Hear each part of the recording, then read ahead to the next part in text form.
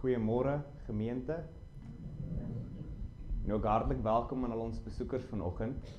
Ons ag dit 'n vreugde en 'n voorreg dat julle saam met ons die kruisdood van ons Here Jesus, die genade en die wonder daarvan kan gedenk. Kyk, soos die oë van die knegte is op die hand van hulle Heer, soos die oë van die diensmaagd is op die hand van haar meesteres, so is ons oë op die Here onse God. En dan antwoord ons Here ons: genade, barmhartigheid en vrede vir julle, van God ons Vader en die Here Jesus Christus, in gemeenskap met die Heilige Gees. Amen.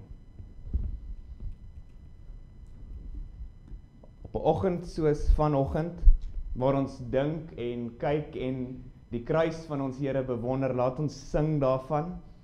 Ons sing vir hom vanuit Psalm Skrifbereiming 8, en daar gaan ons vers 1, 4 en 5 sing.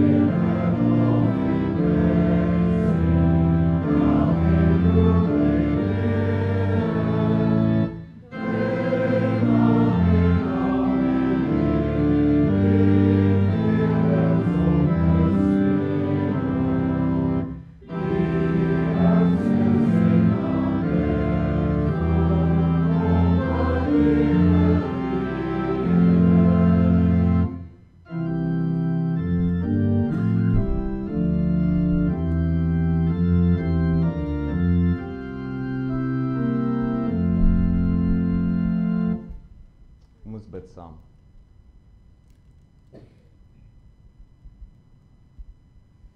Ons almagtige God en hemelse Vader,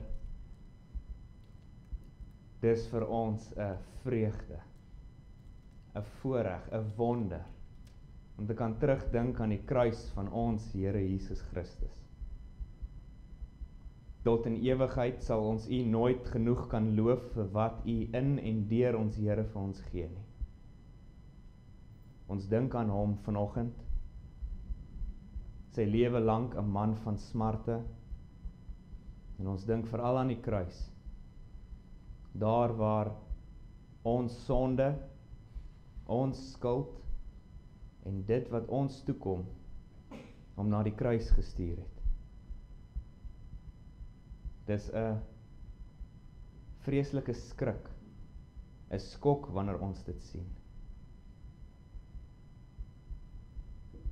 Maar dit is ook 'n heerlike, kragtige vertoning van u liefde, u barmhartigheid, u genade, u ontferming oor ons, u kinders.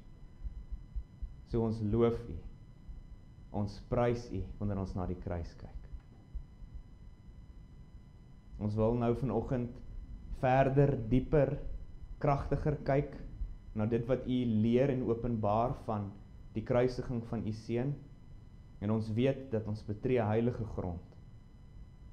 En daarom vra ons, smeek ons, werk tog in ons harte, in ons gedagtes, wanneer ons die woord hoor, die heerlikheid daarin sien, daarna kyk, wil u so werk dat ons dit sal verstaan, en nie net verstaan nie, maar dat ons dit sal liefkry.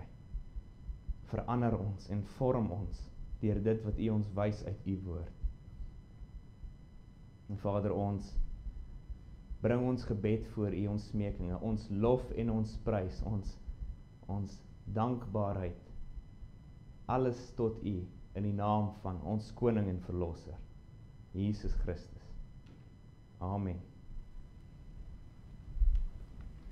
Voor ons luister na ons Here se woord, laat ons weer vir hom sing in voorbereiding, en ons sing vir hom saam Skrifbereiding 61, en daarvan gaan ons vers 1 sing.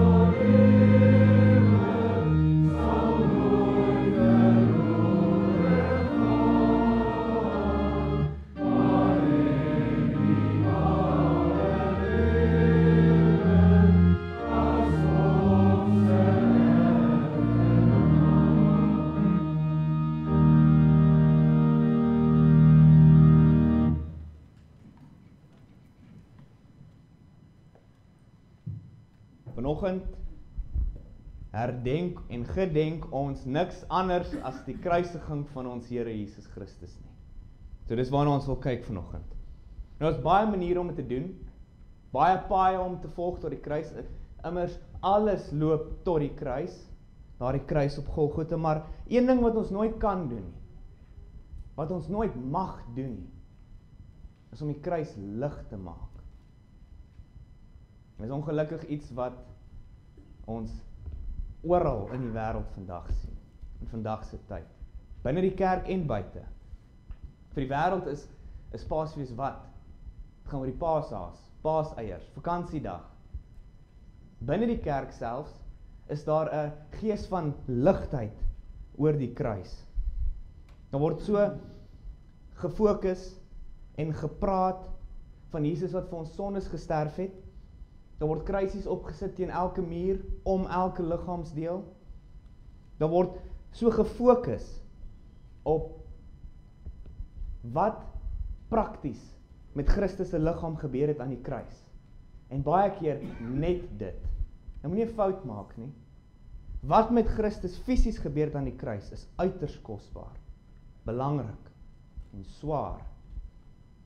Maar as dit is waar ons stop, dan mis ons die gewig van die kruis. As ons net vaskyk in die doringkroon, die geselslaag, die spies in die sy, net dit sien, dan mis ons die gewig, die heerlikheid, die krag van wat aan die kruis gebeur het.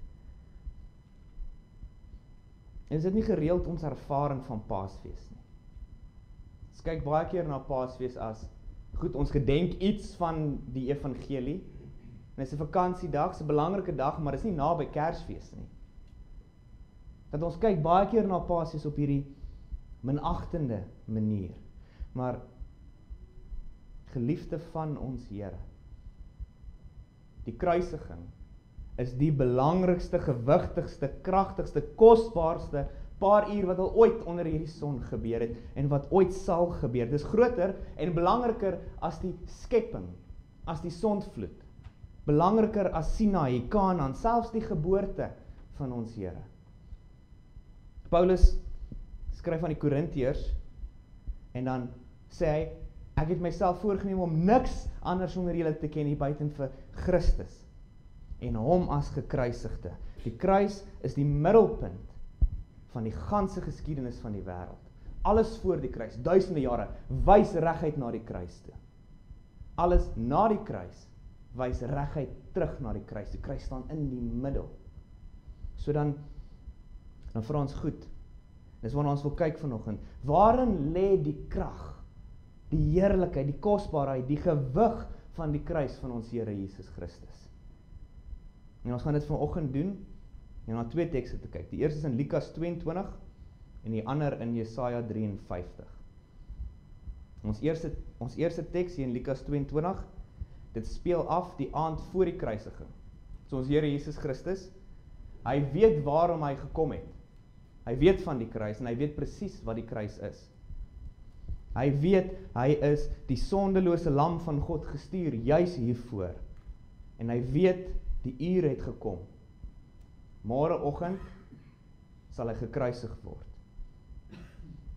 Sien ons hy neem sy disippels en hy gaan na die Olyfberg. Nou die Olyfberg is waar die tuin van Getsemane is. Lukas noem dit nie in hierdie teks nie, maar ons sien dit in die ander vertellings van Markus en van Matteus, dat hy los die meerderheid van sy disippels by die ingang van die tuin, en hy vat net sy 3 naastes, Petrus en die 2 seuns van Zebedeus, Jakobus en Johannes. Hy vat hulle 3 en hy gaan dieper in die tuin. En dan kry ons die woorde van ons teks. Lukas 22 vanaf vers 39. En hy het vertrek en volgens gewoonte na die Olyfberg gegaan. En ook sy disippels het hom gevolg. En toe hy op die plek kom, sê hy vir hulle, bid dat julle nie in die versoeking kom nie. En hy het hom van hulle afgesonder. Omtrent so ver as 'n mens met 'n klip kan gooi, en neergekniel en gebid en gesê, Vader, as u tog maar hierdie beker van my wil wegneem. Laat nogtans nie my wil nie, maar u wil geskied. En 'n engel uit die hemel het aan hom verskyn en hom versterk. En toe hy in 'n sware stryd kom, het hy met groter inspanning gebid en sy sweet het geword soos bloeddruppels wat op die grond val. Toe staan hy op van die gebed op, en kom by sy disippels en vind hulle aan die slaap van droefheid. En hy sê vir hulle, wat slaap julle? Staan op en bid, dat julle nie in die versoeking kom nie. Tot sover. Nou wat jy onmiddellik moet opval, wanneer jy hierdie hoor, wanneer jy hierdie lees, wanneer jy hierdie sien, is ons Here Jesus Christus is bang. Nou, dis 'n reuse stelling om te maak, 'n stelling wat ons maak met groot vrees en versigtigheid. Maar dit is wat ons hier sien. Ons Here Jesus Christus, die Seun van God, ewig God self, deur wie alles, vir wie alles geskep is hier op sy gesig in vrees en droefheid en angs. Hy is bang. In Matteus en Markus se vertelling van hierdie aand, hoor ons Jesus sê vir sy disippels, my siel is diep bedroef tot in die dood toe. Hy is so bang, so bedroef, 'n engel uit die hemel moet kom en hom versterk, hom bemoedig. Hy is so bang, sy sweet word bloed wat op die grond val. Lukas vertel net van 1 keer, maar die ander evangeliste vertel van 3 keer wat Christus gegaan het en hierdie selfde woorde gebid het. Laat hierdie beker by my verbygaan. So ek sien dit, dan vra ek, wat is in daardie beker? Wat was in daardie beker wat so 'n vrees, 'n angs, 'n droefheid in die almagtige Seun van God self gewek het? Wat was in daardie beker? Hy wat die krag het om die dooies op te wek, wat die genesing het om verlamdes te laat loop en blindes te laat sien. Hy wat van ewigheid af is. Hy wie se kennis, krag en gesag geen perke het nie. Wat was in hierdie beker om hom so bang te maak? En ons weet dat die fisiese pyn en lyding, dit waarop oral net gefokus word, slegs op dit, daardie fisiese pyn en lyding. Dis nie wat in die beker was nie. Dis nie wat om hierdie vrees en hierdie angs en hierdie droefheid gegee het nie. Ons weet dit van die martelare leer ons dit. Ons kyk na Christus se volgelinge kort na sy dood, baie van hulle was ook gekruisig. En hulle durf die kruis aan juigend, met sang. Ag, het 'n voorreg en 'n eer om te sterf soos hulle Here. Nou, een ding kan jy weet, die disippels, die volgelinge van Christus, was nie minder bang vir fisiese pyn en lyding as Christus self nie. Die leerling is nie meer as die meester nie. So dan vra ek weer, wat dan was in hierdie beker? En dan leer die skrif ons, in hierdie beker was niks minder as die almagtige woede en wraak en toorn en straf en pyniging van die almagtige God self nie. Sy perfekte haat vir die sonde en sy grimmigheid oor die sonde was in hierdie beker. Dis wat ons Here Jesus Christus gedrink het aan sy siel. Blaai saam met my na Jesaja 53 toe. Jesaja 53 waar Jesaja juis profeteer, praat, voorspel van die lyding wat ons Here Jesus Christus, die knegt van God, sal ervaar. Jesaja 53, ons gaan net vers 4 tot 7 aanhoor. Nogtans het hy ons krankhede op hom geneem, en ons smarte, die het hy gedra. Maar ons het hom gehou vir een wat geplaag is, deur God geslaan en verdruk was. Maar hy is terwille van ons oortredinge deurboor. Terwille van ons ongeregtighede is hy verbrysel. Die straf wat vir ons die vrede aanbring, was op hom. En deur sy wond het daar vir ons genesing gekom. Ons het almal gedwaal soos skape, ons het elkeen sy eie pad geloop, maar die Here het die ongeregtigheid van ons almal op hom laat neerkom. Hy is mishandel, hoewel hy onderworpe was. En hy het sy mond nie oopgemaak nie, soos 'n lam wat na die slagplek gelei word, en soos 'n skaap wat stom is voor sy skeerders. Ja, hy het sy mond nie oopgemaak nie. Dis die beker wat ons Here moes drink. Dit is die hel. Die onuitblusbare vuur, die wurm wat nooit ophou eet nie, die brandende toorn van God. Dit het Jesus op sy siel geneem. En daardie paar ure aan die kruis het hy dit gedrink. Daardie straf. Kyk hoe beskryf en hoe voorspel Jesaja dit, vers 5. Terwille van ons ongeregtighede is hy verbrysel. Deur wie? Deur die Romeine? Die mense hande? Die mense wat hom geslaan en gegeesel het en teen die kruis vasgespijker het? Nee, vers 10. Maar dit het die Here behaag om hom te verbrysel. Hy het hom krank gemaak. Die straf, die pyniging, die verbryseling wat Christus aan die kruis gedra het, dit was nie hoofsaaklik deur mense hande nie, dit was nie hoofsaaklik die fisiese swaar kry nie. Dis 'n belangrike deel, maar dit is maar 'n klein deel van daardie beker. Die beker was gevul met die woede, die straf, die almagtige verbryseling van die almagtige God self. Dis wat ons Here Jesus aan sy siel drink. Waar die Vader nog altyd na hom kyk en sê, dit is my geliefde seun in wie ek 'n welbehae het, draai hy daai weg aan die kruis. En hy kyk na die seun toe met toorn, grimmigheid, straf wat dan uitgiet op hom.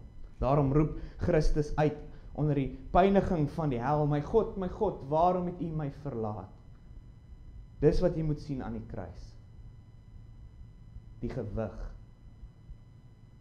die krag van wat daar gebeur het, gaan ons verstand so ver te bowe.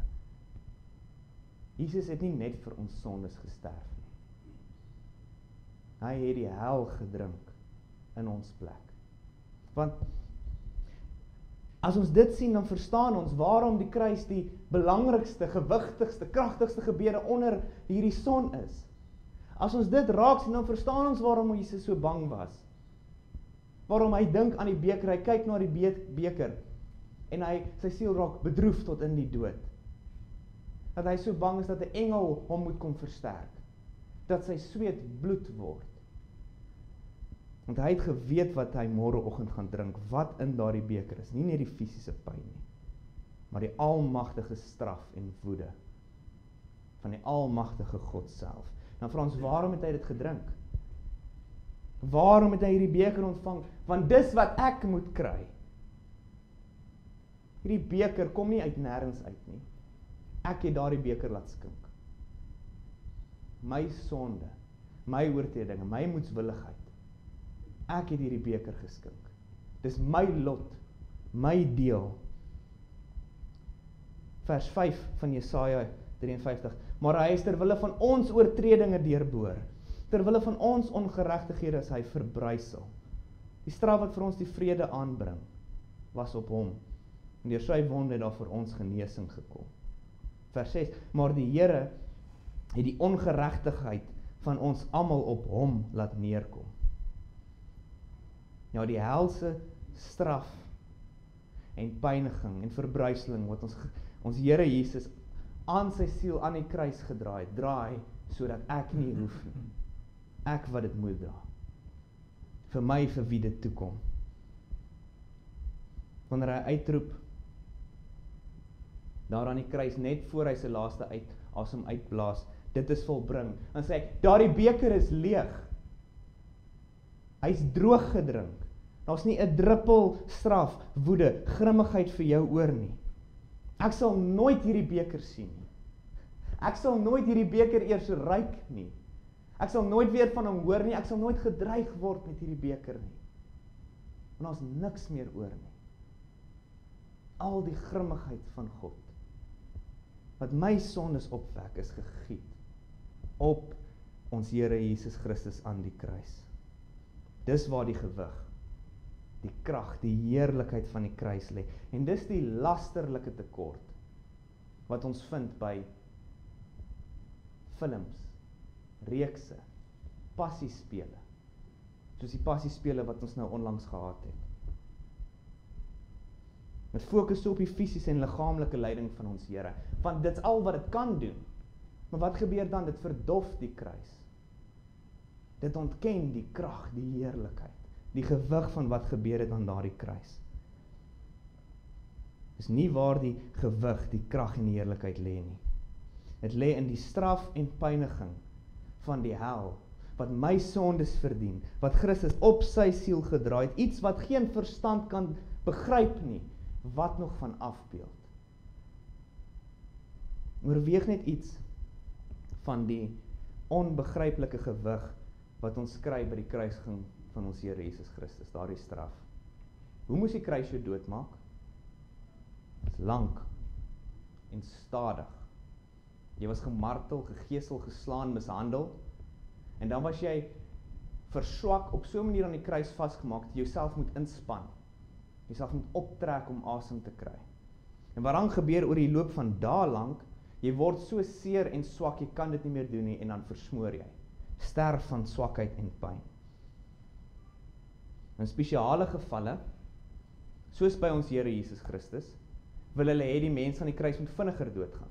Ons hoor met Christus se kruisiging, die volgende dag was die Sabbat, en hulle wil nie hê daar moet mense op die Sabbat aan die kruis hang nie.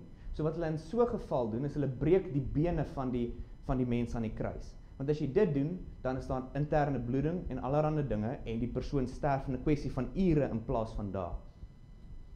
Nou kom hulle en hulle gaan na die 3 manne aan die kruis. Hulle breek die 2 rowers se bene, maar toe hulle by Christus kom, sy klaar dood. Waarom? Waarom is hy so vinnig dood?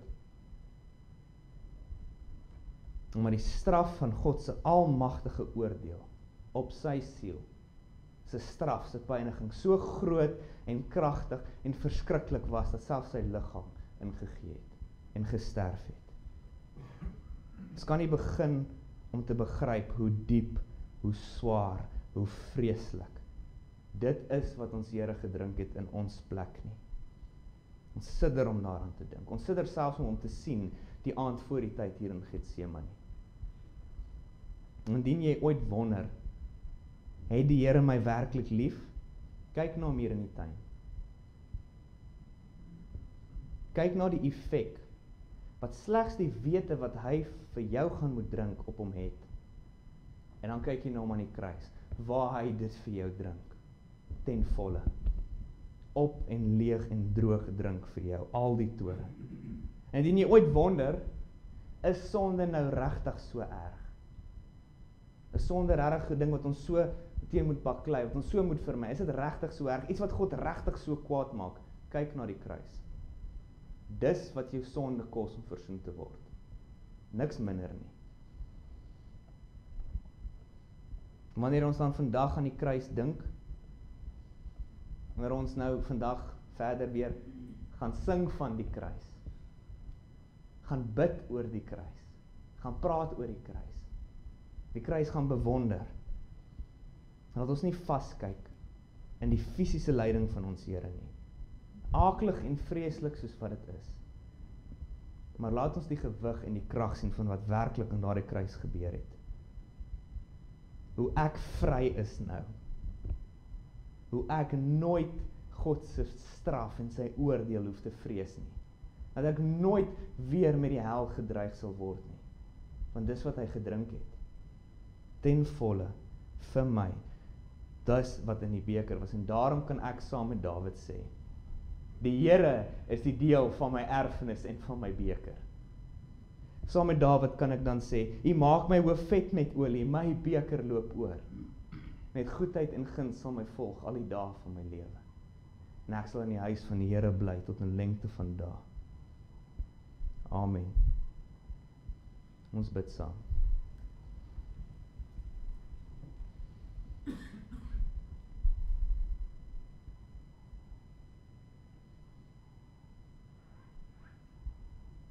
Ons Vader in die hemel,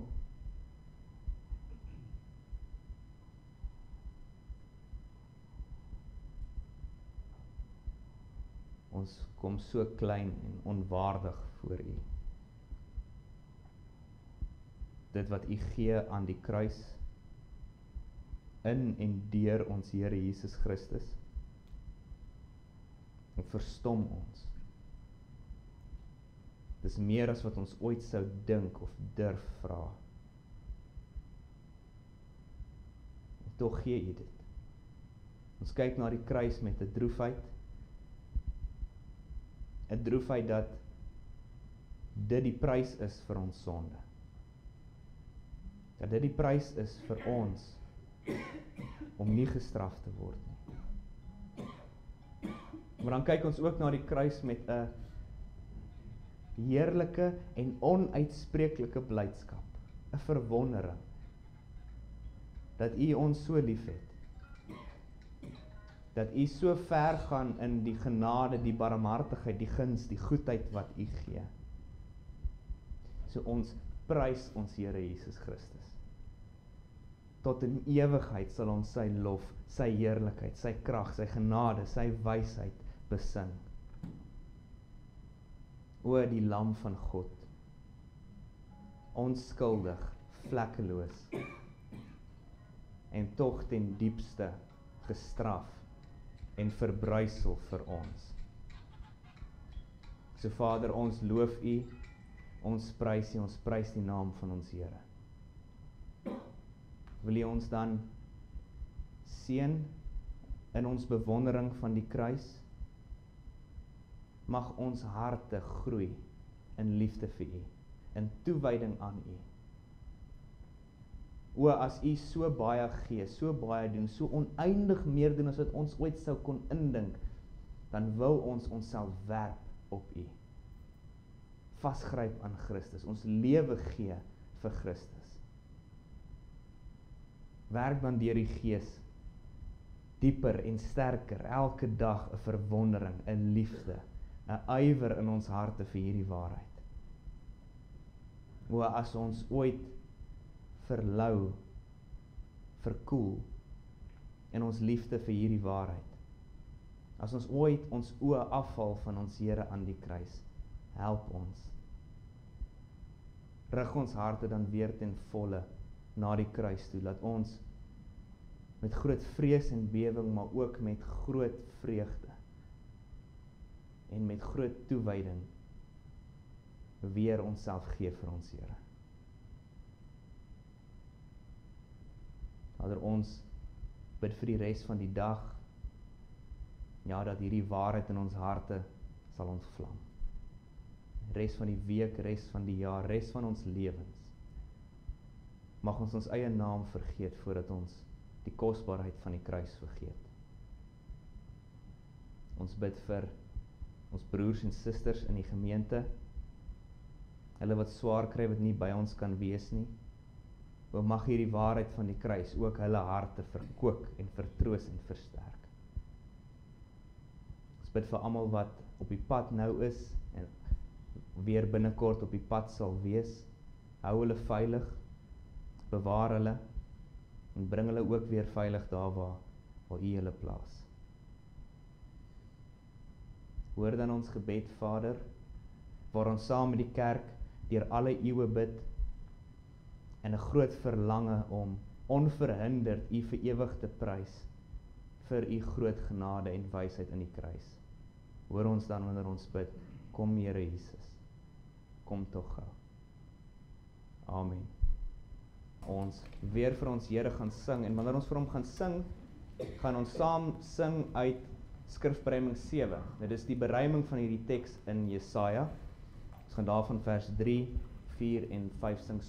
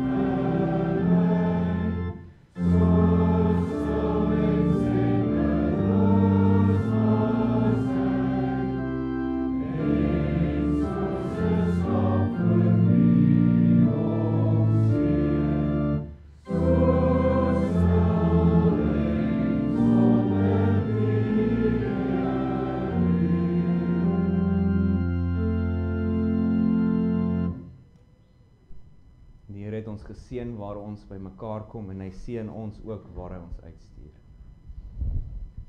Die Here sal u seën en bewaar.